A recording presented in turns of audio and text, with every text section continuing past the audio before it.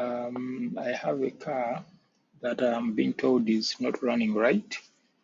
The engine is not running right.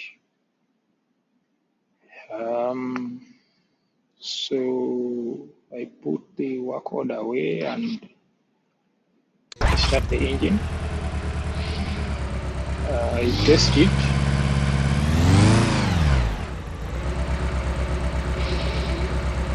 To verify the customer complaint, you can hear the engine is misfiring.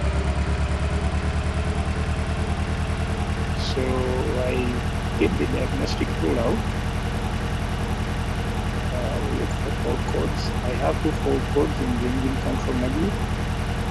One for cylinder 1 misfire detection and another one for injector socket for cylinder 1, injector 1. So right away, I know the cause of the misfire is something to do with the injector. So I focus on that. I know if I deal with the injector socket fault, the misfire on that cylinder will go away. So right away, I go to injector number 1 to test it for continuity.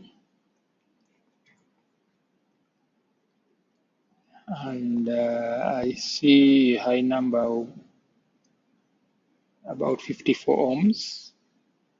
So I test the injector next to it, that is injector on cylinder number 2. It has 16 ohms. So I double check the resistance of injector number 1, 54 ohms. Once again, double checking on injector number 2, shows 16 ohms. And even the injector on cylinder number 3 shows 16 ohms. So the normal resistance at that engine temperature should be about 16 ohms. So clearly we have a faulty injector in cylinder number 1, which I decide to go ahead and replace with a new one. And then before running the engine, I test it for resistance. So it has the normal 16 ohms. You can hear the engine is running right. I hear the fault codes and they don't come back. So the engine is fixed. I've got with the fix the vehicle and I put it by checking that no fault codes. So now it is time to put the tools away, equipment away, and make a report for the customer, and then release the vehicle. So to recap,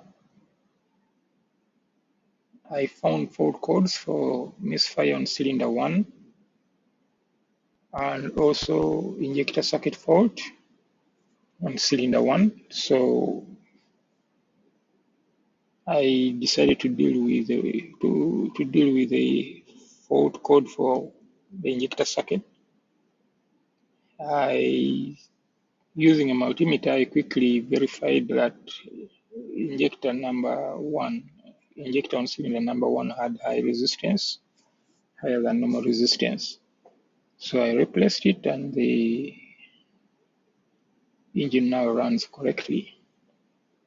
So after writing the report, filing it, I returned the vehicle to the customer, although the simulator complained that parts that were not faulty have been replaced or removed. I think it is complaining because of me verifying the test on cylinder 2 and 3, and the injectors on cylinder 2 and 3. But the vehicle is fixed.